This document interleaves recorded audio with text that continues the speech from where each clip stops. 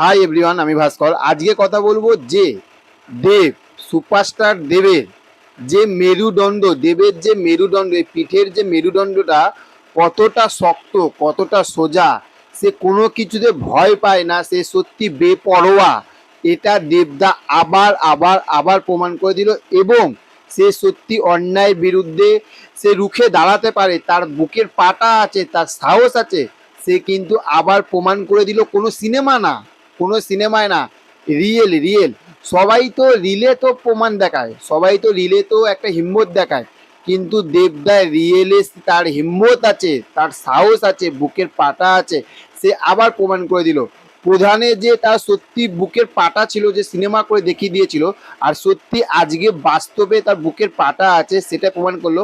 আপনারা নিশ্চয়ই সেটাতে আসছি, আপনারা নিশ্চয়ই এই খবরটা শুনেছেন যে এবছর দুর্গাপুজোতে এসবিএফ এর সঙ্গে একটি কিন্তু কাজ হওয়ার কথা ছিল রাহুলের, মানে রাহুলদার।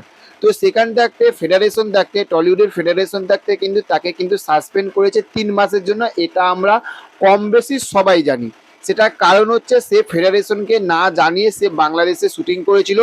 কিছু না জানানোর কারণে তাকে 3 মাসের জন্য তাকে একদম পুরো কাজ থেকে বিরতি করে দিয়েছে। এবার সেইটা ঠিক না ভুল, সেটা যখন আজকে দেবদাকে যখন জিজ্ঞাসা করা হয়েছিল, সেখানে দেবদা আজকে রুখে দাঁড়িয়েছে। সে তার একটাই কথা যে এটা অন্যায়, এটা অন্যায়, এটা অন্যায়ের বিরুদ্ধে আমি রুখে দাঁড়ালাম।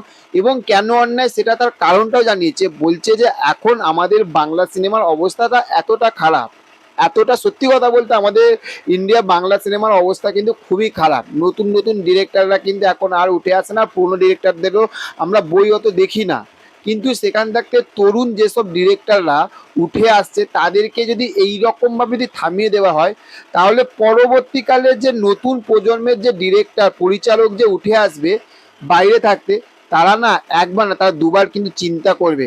তাদেরকে যদি এইভাবে হাত যদি বেঁধে দেওয়া হয়, এই রকম যদি আটকে দেওয়া হয়, তাহলে তারা কাজ করবে কোথা থাকতে।